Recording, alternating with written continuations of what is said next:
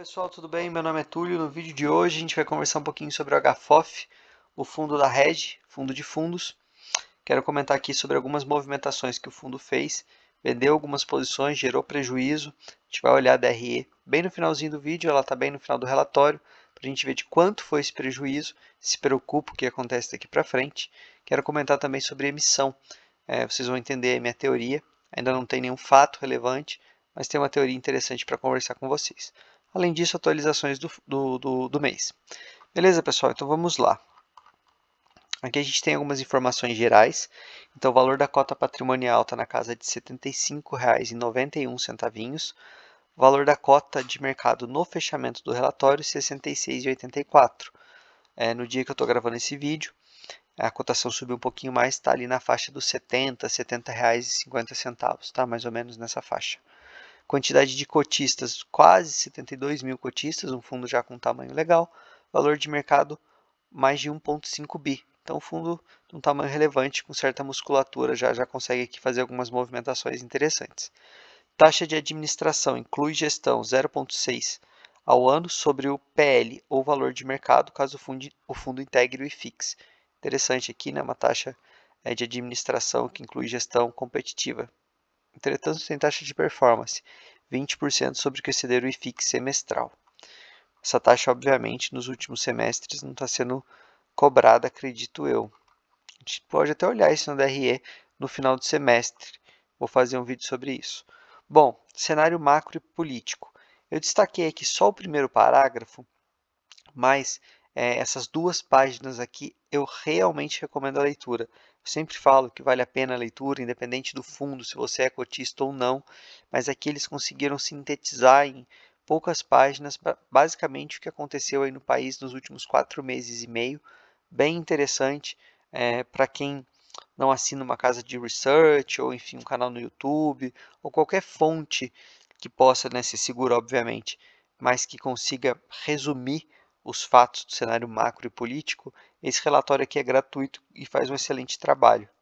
Então, do que eu destaquei aqui no comecinho é que parece que finalmente os ambientes político e econômico começam a se desenhar com mais clareza, fazendo com que essas expectativas dos agentes financeiros se tornem mais assertivas e próximas da performance esperada em relação à sucessão de fatos que tem se configurado.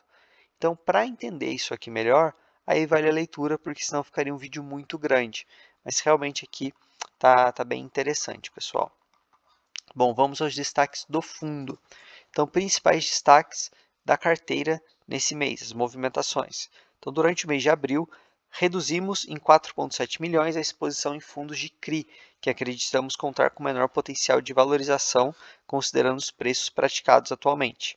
As vendas foram realizadas para gerar disponibilidades para investimentos em FOFs que negociavam com descontos significativos, apresentando um yield similar aos fundos vendidos, porém com maior potencial de ganho de capital no médio prazo. Ao todo, no mês, negociamos 15,5 milhões, sendo 8,8 em aquisições e 6,7 em vendas. Então aqui, pessoal, ele já está colocando para a gente as movimentações que ele fez no mês. Enquanto eu lia isso aqui, eu falei, mas ele não vai me contar se tinha prejuízo ou se essas vendas elas geraram lucro. Aí a gestão traz para a gente essa informação. Sempre gosto aqui de enaltecer a gestão que traz essa informação e deixa claro, olha, gerou prejuízo mesmo, mas entendo que vai ser melhor no longo prazo, eu não tenho problema com isso, mas eu gosto sempre da transparência. Eu vou até comentar daqui a pouco mais sobre essa questão de fazer movimentação com prejuízo. Então, apesar do prejuízo caixa realizado no mês, como pode ser observado nas sessões subsequentes, as movimentações objetivaram ajustar o portfólio do HFOF buscando maior retorno. Então, legal, na DRE, que está ali no finalzinho do relatório, a gente vai ver exatamente quanto foi gerado de prejuízo por cota e quanto e comentários sobre isso. Quero trazer alguns comentários. 69 centavinhos por cota de resultado acumulado, então o fundo aqui com um colchão interessante. E ele ainda comenta que ele tem ali ganho com as amortizações dos fundos CJCT e o VELOL, lá, que foi adquirido pelo PVBI, que poderão ser utilizados para dar continuidade ao movimento de ajuste do portfólio atual, mantendo uma geração de resultado recorrente competitivo. Então, interessante, o fundo está bem posicionado aí para os próximos semestres, pelo menos os próximos meses, né? Pessoal, se estiverem gostando do conteúdo, não se esqueçam o like e a inscrição. Estou aqui na meta de chegar a 2.000 inscritos até o final do mês. Se vocês puderem me ajudar, agradeceria muito. Bom, retorno desde o início do fundo. Então, desde o início do fundo, o HFOF entregou um rendimento médio de 0,68 cota mês, competitivo esse dividendo, principalmente para quem conseguiu ali, né, fazer compras a R$ 66, até um pouco menos. Menor dependência do ganho de capital, a gente já vem comentando isso todos os meses. O fundo aqui sempre girava bastante, isso gerava bastante ganho de capital. Aqui em final de 21 e 22 praticamente ele não conseguiu fazer, fez 2% e 1%, e aqui em 23 ele ainda não conseguiu. Então, ao longo dos últimos meses, temos observado a recuperação dos rendimentos distribuídos pelos fundos imobiliários. Então, essa retomada ali com mais algumas movimentações do HFOF, o fundo aqui conseguiu elevar o patamar de dividendo mensal e seguiremos avaliando ao longo dos próximos meses. Então, interessante aqui a gestão ativa, né, gerando um resultado. Investimento em fundos de fundos. Vale a leitura aqui também, para quem não quiser ler tudo isso, eu tenho um vídeo explicando sobre essa questão aqui do duplo desconto, do próprio HFOF, mas aqui, falando de forma resumida, a cota potencial do HFOF. Então, quando o relatório saiu, estava quase aqui a R$ 67, ele tinha aqui uma subida de 13,6 até a cota patrimonial de quase R$ 76, e ele ainda tinha aqui uma cota potencial de quase R$ 95, que são os fundos que estão dentro desse fundo, que também tem ali um caminho até chegar na sua cota patrimonial. Resumindo, o fundo tem aqui um potencial de valorização de mais de 40%. Lembrando que hoje o fundo já subiu um pouquinho mais, está aqui na faixa dos 70, tá, pessoal? Segmentos, aqui a gente consegue ver onde ele investe. Corporativo eu queria destacar para vocês, porque dependendo aqui do que ele colocou dentro da carteira, obviamente do preço médio, ele tem aqui um grande potencial, não só por ser a maior porcentagem do PL, mas o deságio aqui, ó, muito alto. Então ele vai conseguir, claro, se o mercado se recuperar, fazer giro aqui e conseguir muito ganho de capital. Olha o upside potencial que eles trazem aqui para a gente, quase 60% nesse setor. Então é algo a se acompanhar aí para quem tem o HFOF, dá uma olhadinha ali no mercado de lajes corporativas, né? Risco-retorno, então aqui o IFIX no quartil, onde tem o maior retorno com o menor risco. Lembrando que, pessoal, a minha teoria é diversifique sempre em ativos, então vários fundos imobiliários, e também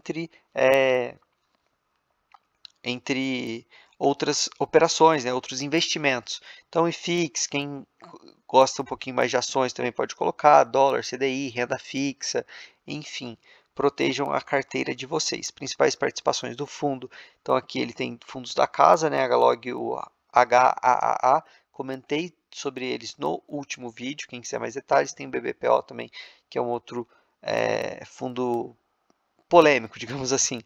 E aqui tem as principais posições, dá para a gente dar uma estudada rápida aqui, né? Comentei mais sobre esses fundos no outro vídeo também, tá, pessoal? Chegamos aqui na DRE. Então, vamos aqui dar uma olhadinha na linha de ganho de capital. A gente vai ver que ele gerou um prejuízo de 274 mil, o que deu aqui um centavinho por cota. Então, ele fez toda aquela movimentação, gerou esse um centavinho de prejuízo, tá? Então, um centavinho negativo. Isso foi abatido, obviamente, tá? Do rendimento. Lembrando que aqui no primeiro semestre ele já fez esse movimento outras vezes, porque a gente consegue olhar que ele já tem 2 centavinhos negativos. Mas, pessoal, não achem que isso é o fim do mundo. Também não acho isso, tá? Por quê? Porque eu faço isso, inclusive, na minha carteira. Se eu tenho ali algum fundo que ele não apresenta nenhum problema, mas o desconto dele, mesmo que eu venda e gere um prejuízo, está menor do que o potencial upside ali em outro fundo, eu vou vender aqui, vou executar esse prejuízo aqui, vou investir em um outro fundo, acreditando que lá vai ter um upside maior do que a recuperação desse fundo que eu vendi, entendeu? Trocando aqui em números para ficar mais fácil para vocês. Imaginem que eu tenha comprado um fundo no patrimonial dele de R$10. Então, meu preço médio é R$10. Hoje, esse fundo está custando R$8. Então, eu tenho um prejuízo de R$2 por cota. Tá? É o fundo A que eu comprei. O fundo B, que eu estou olhando aqui, que me parece ter um portfólio melhor, seja ele de papel ou de tijolo, e que deveria valer, por exemplo, 11, ele está custando 6. Então, eu vou vender esse meu fundo A, isso é o que eu faço, e que é aquilo que o gestor do HFOF fez também. Então, eu vou vender esse fundo de R$8, tá? Gerando aqui um prejuízo de 2. Vou comprar ali o fundo que está custando R$6, vou conseguir comprar até um pouquinho mais dele. E quando esse fundo for para R$10, eu ganhei 4. Recuperei aqui meu prejuízo de 2 e ganhei mais 2. Enquanto esse meu fundo aqui era um bom fundo, mas nos meus estudos ele teria que valer no máximo 10. Então você tem que ver o valor do desconto e o upside. E se nessa balança o que você tem, mesmo gerando prejuízo, compensa porque a sua outra alocação tem um potencial de upside muito maior, tem que fazer o giro. Obviamente que isso aí depende um pouco de maturidade. Quanto mais tempo você tiver na bolsa, investindo, vai ficando mais fácil esse raciocínio. Porque no começo a gente tem muita tendência de eu gerei um prejuízo nesse fundo, eu tenho que esperar ele chegar no meu preço médio para fazer a venda, para recuperar, para pelo menos aqui sair no 0 a 0. Mas não necessariamente, você pode recuperar isso em outro investimento. Lembrando, pessoal, que eu não estou fazendo aqui nenhuma menção a compra, venda, indicação, enfim, simplesmente estou aqui comentando com vocês teorias de investimento, ok? Comentando também o que eu faço. Bom, segundo ponto, emissão à vista, coloquei aqui no título do vídeo. Obviamente que a gente viu aqui no relatório não tem nada falando sobre emissão. Entretanto, pessoal, a gente viu que o fundo está custando quase ali R$71 e o patrimonial não está tão distante, está ali na casa dos 76. Então, se esse fundo conseguir recuperar um pouquinho mais, chegar ali uns 77, talvez 77,50, R$78, eu acredito que o fundo vai fazer emissão, por isso que eu coloquei emissão à vista, porque os fundos de fundos, se eles conseguirem fazer uma emissão em breve, conseguir comprar muita coisa que ainda está descontada, daqui a alguns meses, enfim, alguns anos, a gente não sabe quando o mercado de fato recuperar, o fundo vai conseguir gerar muito ganho de capital. Então, uma emissão nesse momento seria muito bom. Tem alguns outros fundos de fundos que o valor ainda está muito distante, o valor de mercado, da cota patrimonial. E o HFOF ele já está se aproximando. Então, para quem aí é cotista, pode ser que o fundo continuando a se recuperar como está se recuperando nas últimas semanas, faça uma emissão em breve, tá bom, pessoal? Obviamente aqui não é nenhum fato relevante, nenhuma informação, simplesmente minha leitura. Beleza, pessoal? Espero que tenham gostado. Se sim, deixa o like, se inscrevam. Lembrando, o grupo do Telegram está na descrição e no comentário fixado. Valeu!